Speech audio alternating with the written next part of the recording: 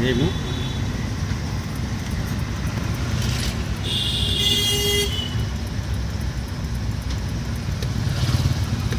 বামের looking glass আরও ভালো করে দেখার দরকার আছে বাম ডাইনের লুকিং গ্লাসটা আরও খুব ভালো করে দেখার দরকার আছে যদি বেশি ঘুরানি লাগে তাইলে এক হাত মানে আর যদি কম ঘুরাইলে হয়ে যাতে দুই হাত কিন্তু এক হাত দিয়ে ঘুরতো আর এক হাতের লুজ থাকতো গল্লের ভিতরে যখন বেশি ঘুরাইন লাগবে তখন কিন্তু এক হাতেই ঘুরতো তাইলে সহজে ঘুরাইন যাবে যদি বামে টার্নিং হয় তাহলে রাস্তা মিডিল থাকি ওর বামে টার্নিং ও রাস্তা মিডিল থাকি বামে লয় আর যদি ডাইনে টার্নিং হয় রাস্তার বামে চাপিয়া আর যত সময়ও গাড়ি চালানো হোক না এখানে আরপিএম মিটার অবশ্যই খেয়াল রাখতে হবে যেন দুইয়ের উপরে সামনে দেখি পাবে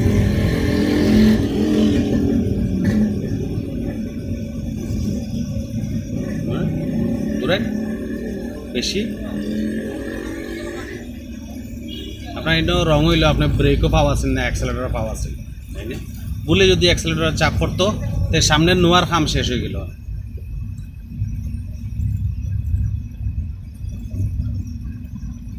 কোনো খারা গাড়ি দিয়ে যদি মারে দিন এর চেয়ে বড় দুঃখ তো আর নাই ক্লাস পুরা ব্রেক ধরেন পাবেন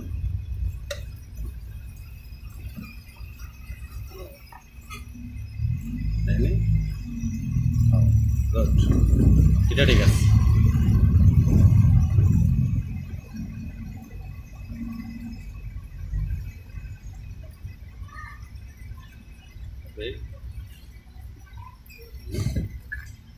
পাবেন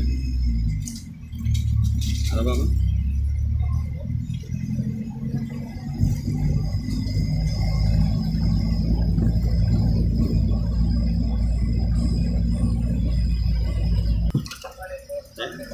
সোজা করুন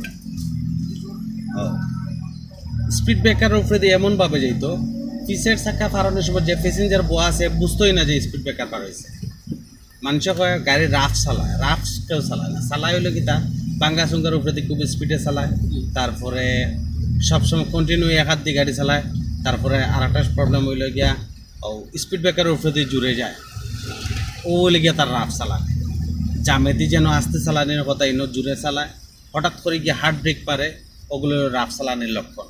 ওগুলা জিনিসটা আমরা অ্যাভাউট করতে স্পিড ব্রেকার দিছে স্পিড ব্রেকার অর্থ হলো গতিরোধক গতি কমত যে গতি আছে ওটা কমত কমে এমনভাবে যাইতো যেন পিছে যে যাত্রীপথ থাকে বুঝে না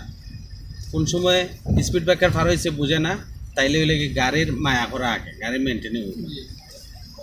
তো এটাই নিয়ে যাই সিগনাল দিন হর্ন দিন ওপরে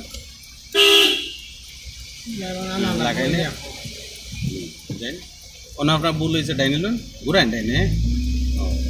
আবার ক্লাস করুন ভুল হয়েছে আপনার গিয়ার মুখা চাইছুন তাই না